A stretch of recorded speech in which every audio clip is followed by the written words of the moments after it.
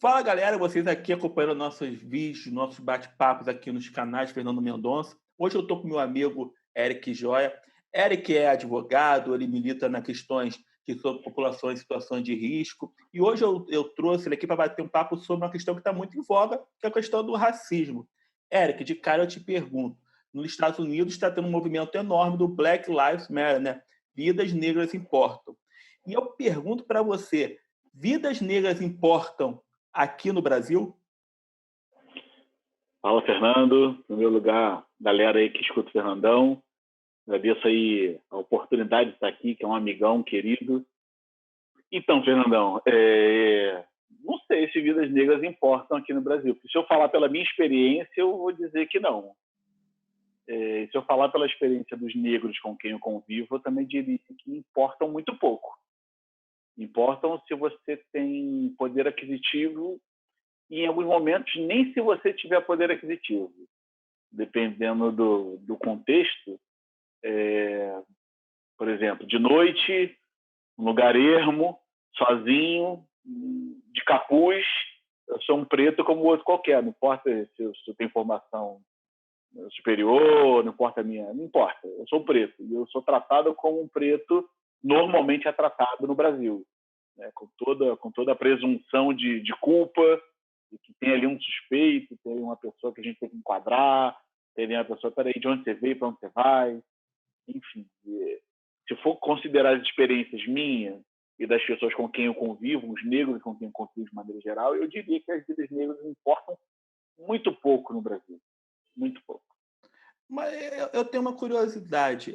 Quando você vê uma manifestação como está tendo nos Estados Unidos, que lá tem uma questão da segregação racial ainda muito forte na cultura americana, e está tendo toda essa mobilização, qual é o seu sentimento de ver aquelas pessoas se mobilizando por essa questão? E você sente falta desse tipo de mobilização aqui no Brasil? O sentimento é aquele de, como eu queria, né? A gente está comparando culturas muito diferentes, né? A gente tem uma estrutura democrática nos Estados Unidos que tem muito mais tempo do que a estrutura democrática que a gente tem no Brasil. A gente tem uma democracia muito jovem e ainda muito frágil no Brasil. Então, a luta de classes e de raças em específico nos Estados Unidos ela é muito anterior do que a nossa. E o Brasil tem uma tradição vergonhosa, né? Nós fomos o último país do mundo a abolir a escravidão.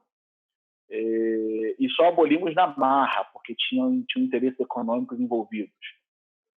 Nós temos uma estrutura de educação, uma estrutura cultural muito ruim, que acaba favorecendo uma compreensão equivocada, tanto de boa parte dos negros, como de boa parte dos brancos, a respeito do que sejam as questões raciais.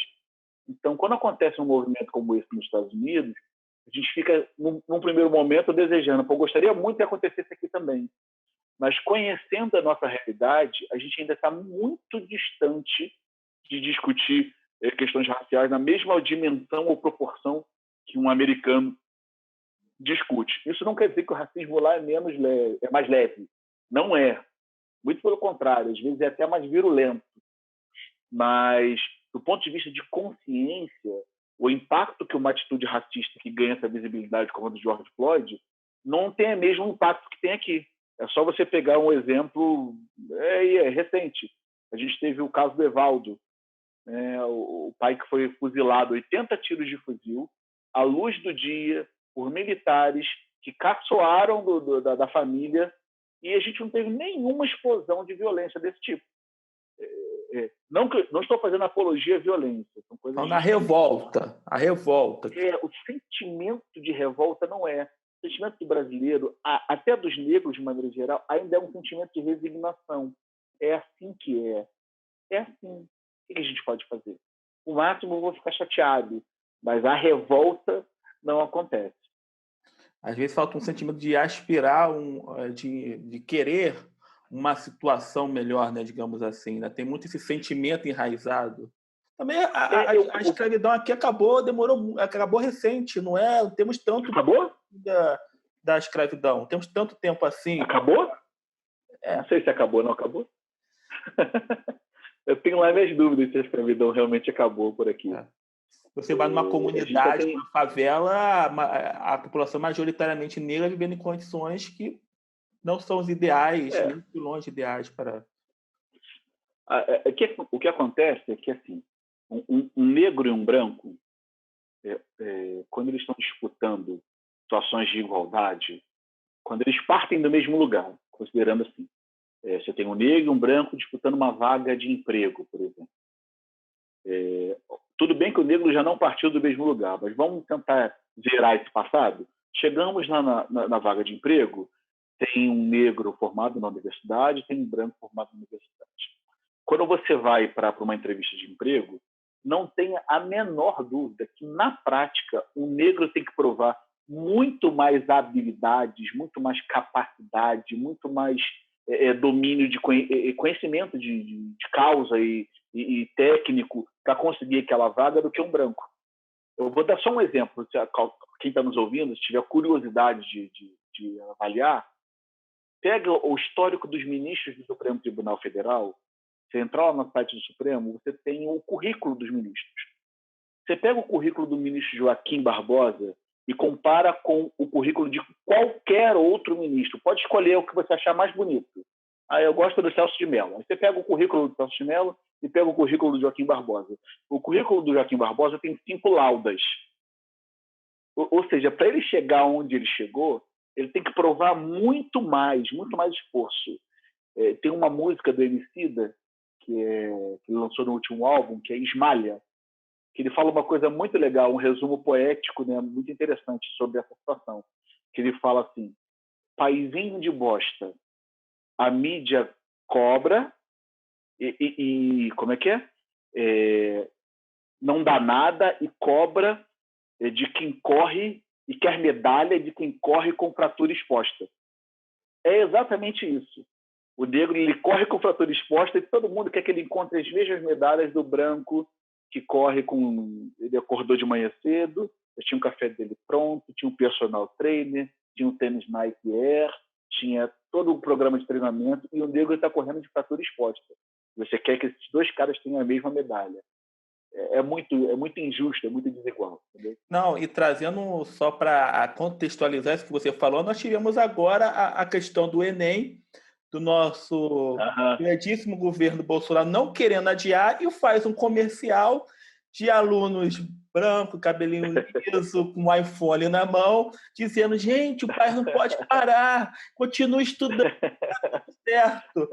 Enquanto está o estudante de baixa renda, negro, morando num casebre com 4, 5 pessoas no mesmo num cubículo, com um celular de tela rachada, se tiver o celular, né, torcendo para ter um 3G, ou então tentando catar o Wi-Fi do vizinho. É esse cara que vai e querem cobrar que não, mas ele não passou porque ele não se esforçou o suficiente. Não é desculpa. E tem uma coisa muito engraçada nisso, né? São 2 discursos.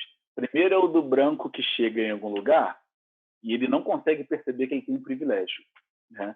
Para ele não tem privilégio nenhum. Negros e brancos têm a mesma capacidade intelectual, não tem diferença nenhuma.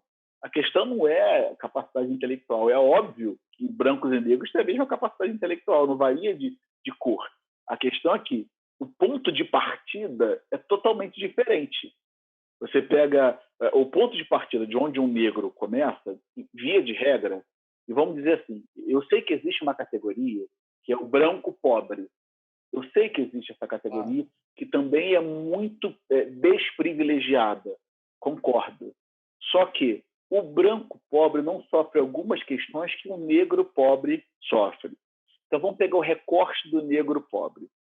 Ele inicia a jornada num ponto totalmente diferente de um branco de classe média. Vou te dar um exemplo meu, tá?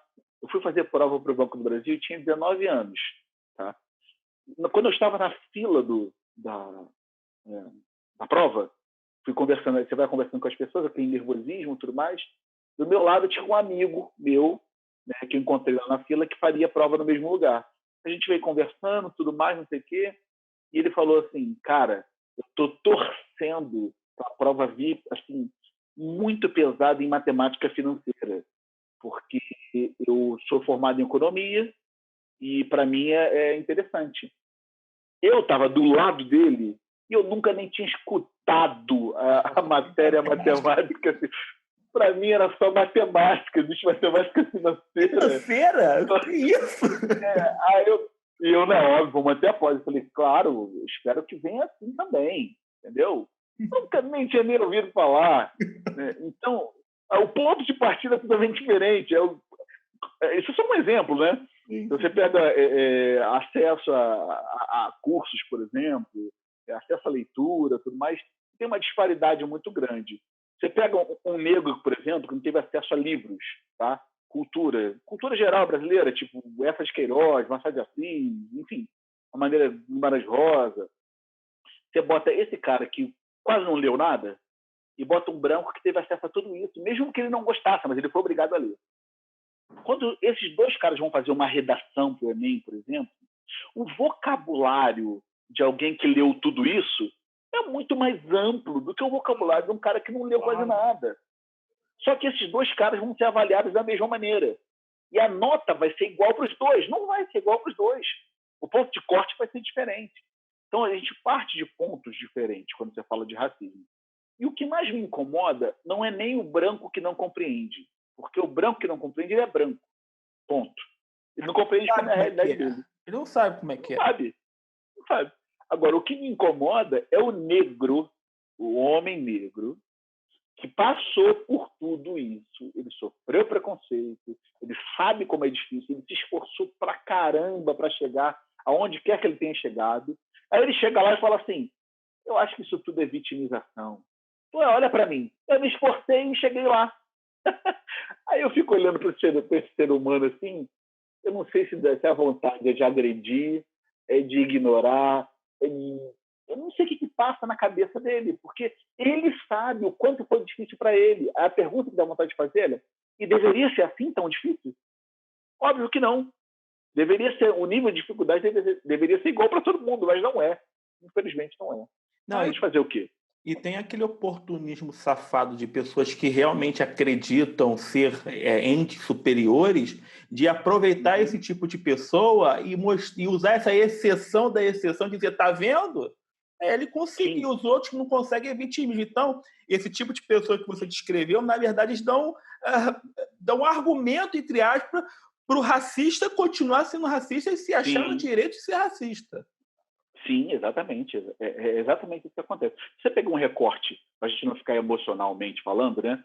Que eu acho, que eu sinto, tudo mais.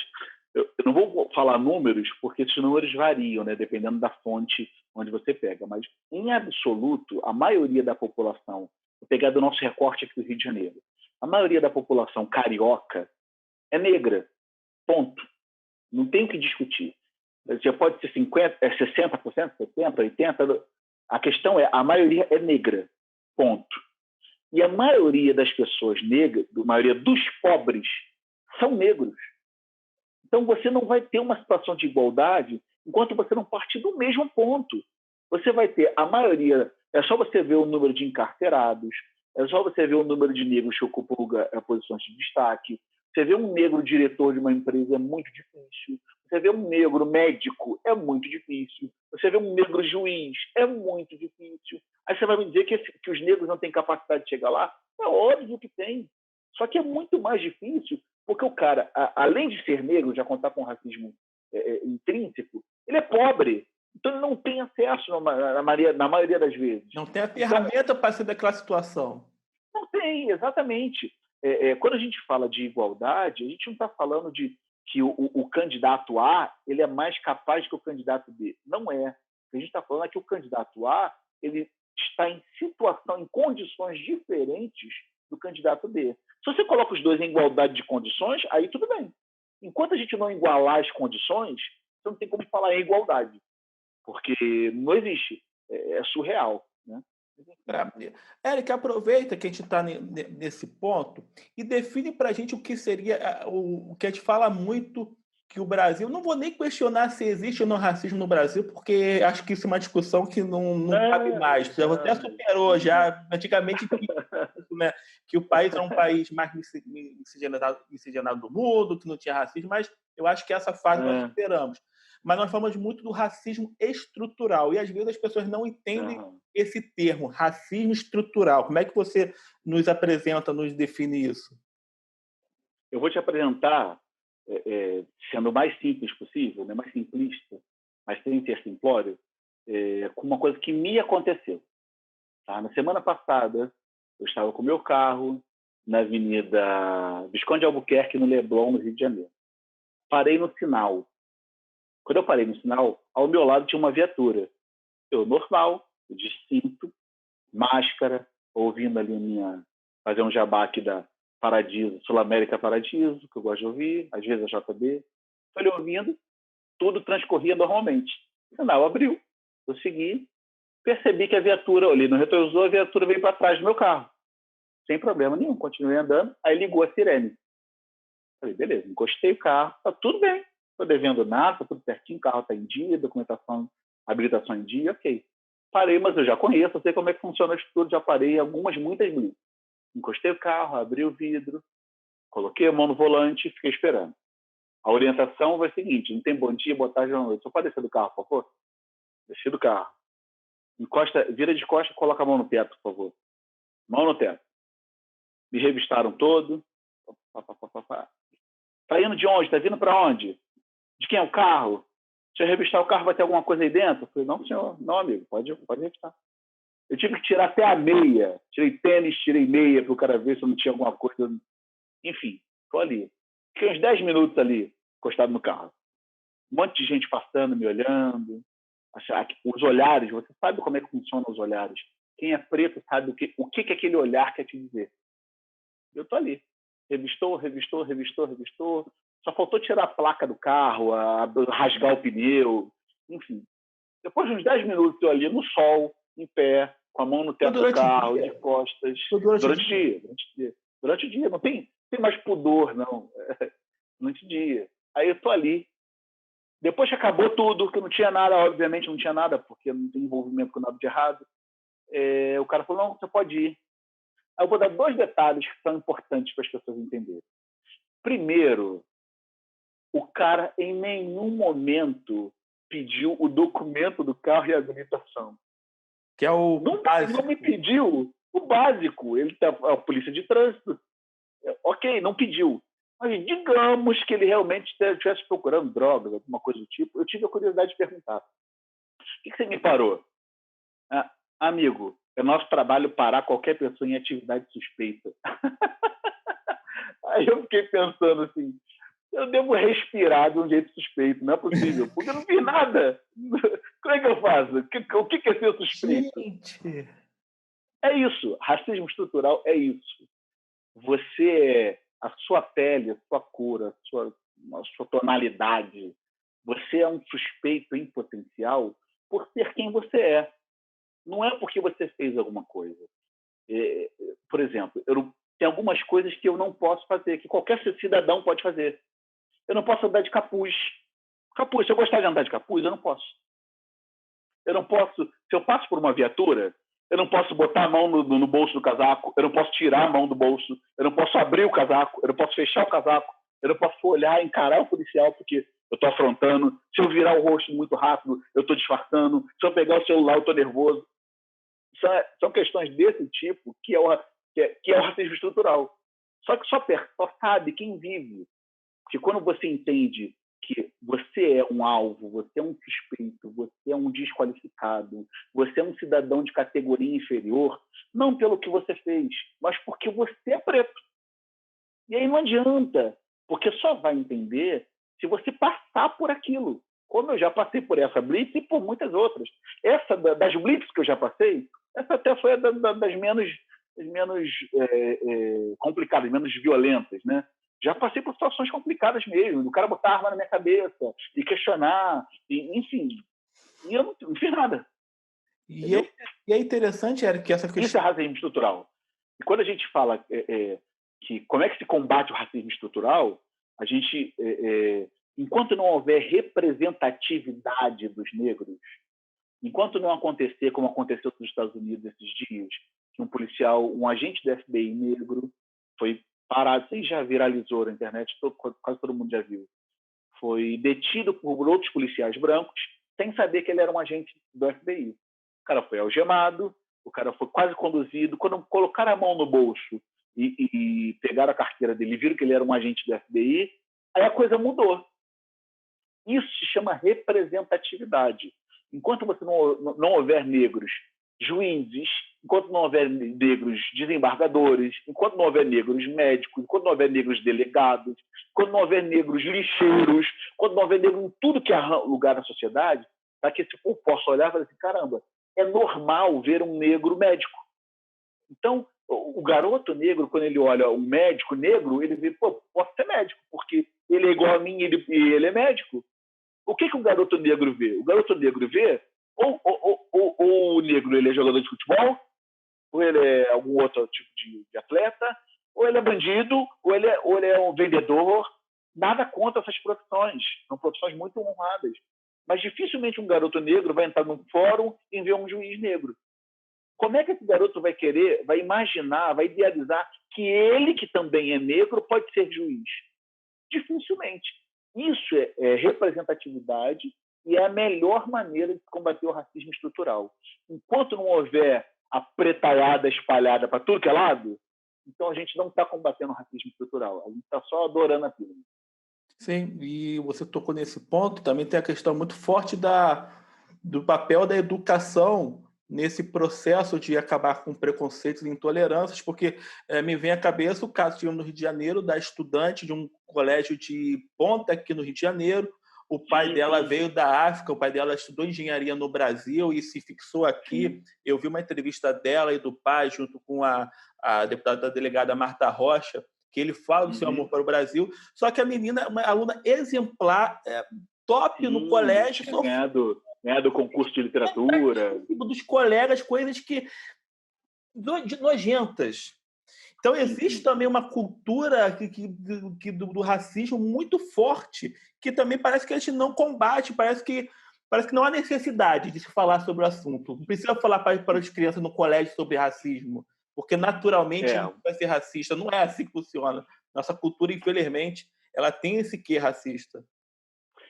Assim, você tocou num ponto muito legal, que é o seguinte: como a sociedade combate o racismo, né? Eu falei da representatividade, é uma maneira.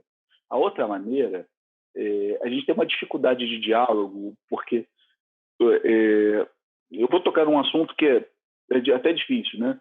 Que é o seguinte: o identitarismo no Brasil hoje, ele dificulta muitas vezes algumas pautas, algumas discussões. Por exemplo, a história do lugar de fala, eu compreendo, eu entendo e respeito. Só que, às vezes, essa discussão sobre o lugar de fala, quem pode falar sobre o racismo é o negro, quem pode falar sobre aborto é a mulher. Essa colocação, às vezes, dificulta até a compreensão de algumas pessoas. Qualquer um pode lutar contra o racismo. Qualquer um. Você não precisa ser preto para lutar contra o racismo. Quando a gente só para desmistificar, quando a gente fala sobre essa questão do lugar de fala, é que quem é branco nunca vai compreender o racismo na sua essência como um negro compreende. Por seu turno, quem é branco nunca vai ter a efetividade da luta contra o racismo como um negro tem. Isso não significa que um branco não possa falar sobre racismo. Aliás, que ele não deva falar sobre racismo e que ele não deva se posicionar a respeito do racismo. E como é que ele pode se posicionar? Porque é a discussão. Então, eu sou branco, não posso falar sobre racismo? Pode. Segundo, como é que eu devo me posicionar? Primeiro, é uma posição pessoal. Não seja racista. Ponto. É a primeira coisa. Né? Não trate as pessoas com diferença, não trate um negro com inferioridade, não tenha, não tenha medo de se aproximar. Quando você vê um negro no coletivo, por exemplo, no ônibus, pode sentar do lado dele, não vai te assaltar não, porque ele é negro. Ele vai te assaltar se ele for ladrão. Mas aí se ele for ladrão, ele pode ser negro, azul, amarelo, branco, qualquer um vai te assaltar. Então não trate com essa diferença, é a primeira coisa. Segundo, ouça, aprenda a ouvir. Quando uma mulher me fala sobre o aborto, por exemplo, eu tenho as minhas opiniões e convicções, mas eu nunca vou deixar de ouvir. Eu vou baixar a cabeça e vou ouvir. Eu posso argumentar se ela me permitir?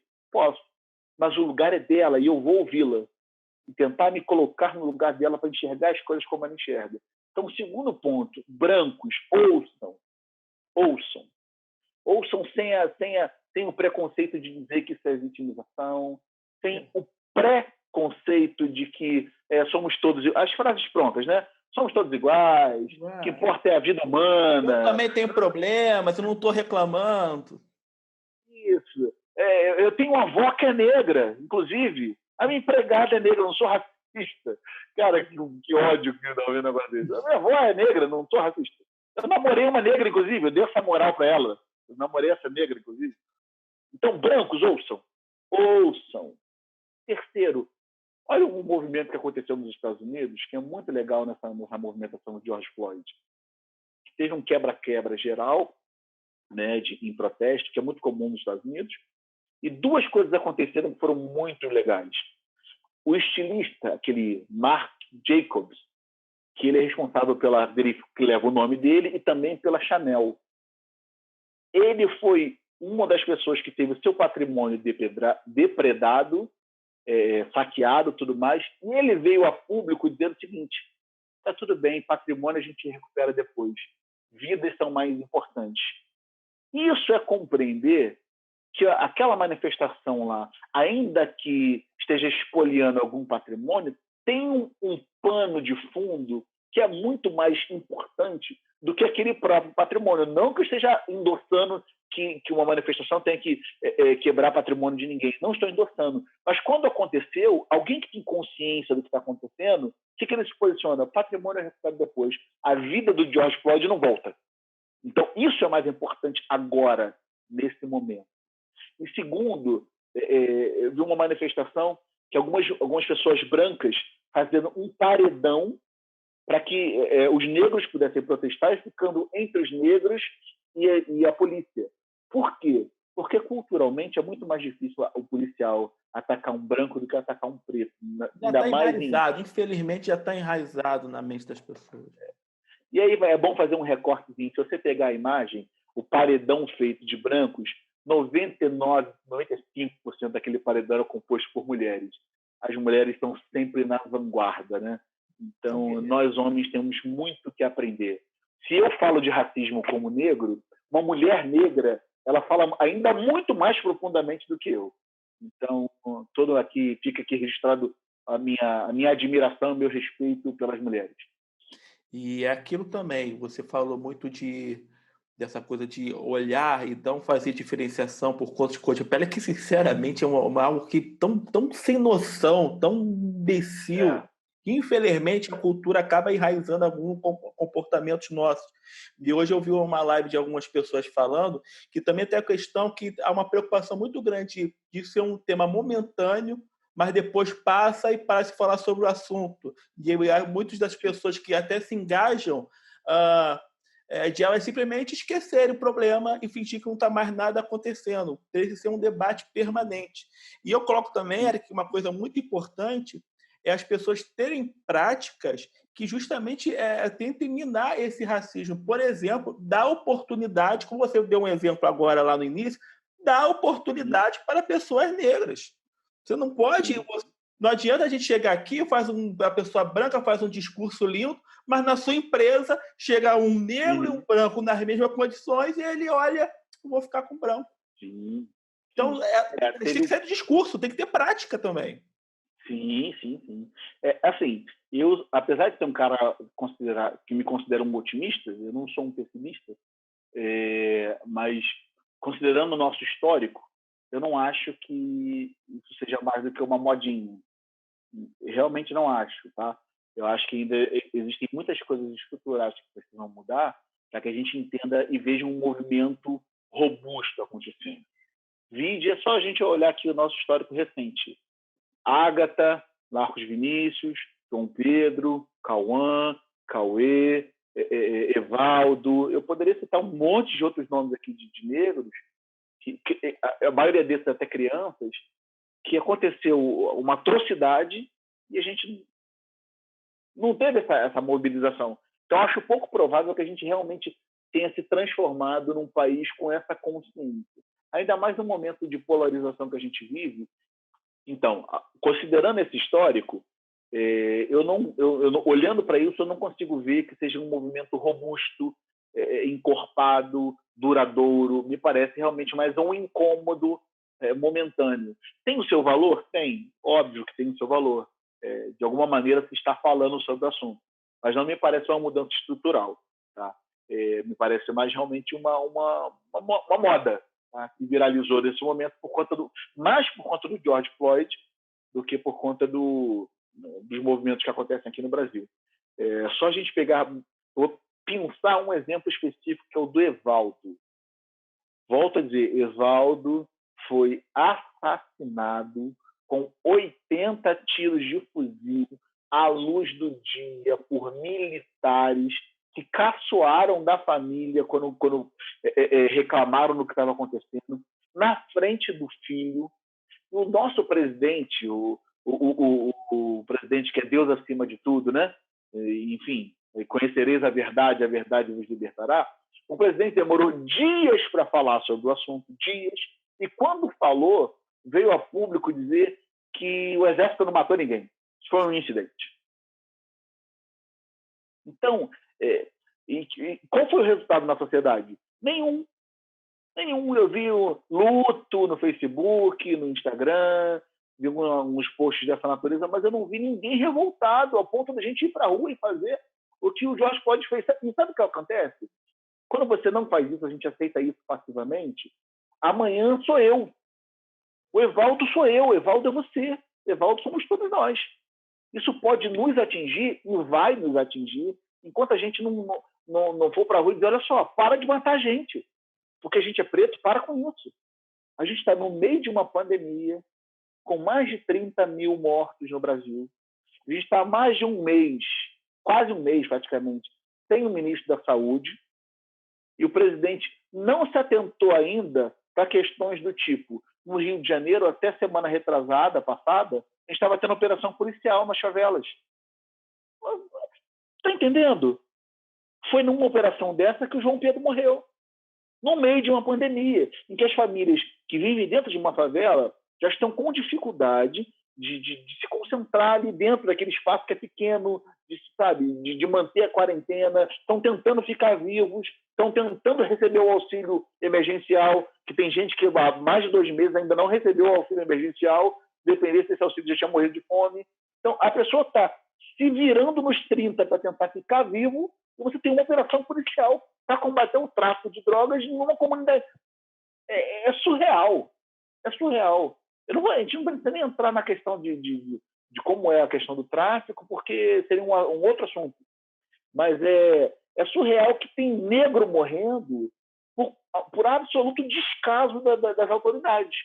Aí vem o nosso queridíssimo governador, o Wilson Witzel, dizer que está preocupado com a população, que está fazendo o máximo para salvar vidas. Aí vem o nosso queridíssimo prefeito Crivella, que ao invés de realmente estar fazendo alguma coisa que preste, está liberando todo mundo para ir para a rua novamente. Esse povo não faz ideia que isso estoura na população mais frágil, na população mais pobre. E, por consequência, a população negra, que é a população mais pobre. Então, é surreal a gente imaginar que... surreal não. Eu não consigo imaginar que esse seja um movimento de fato estrutural. Porque se fosse estrutural, isso tinha que estar esse deveria ser o discurso das pessoas. Isso deveria estar na boca das pessoas. Não os movimentos pequenos aí, qual o antifascista que está rolando aí nas mídias sociais.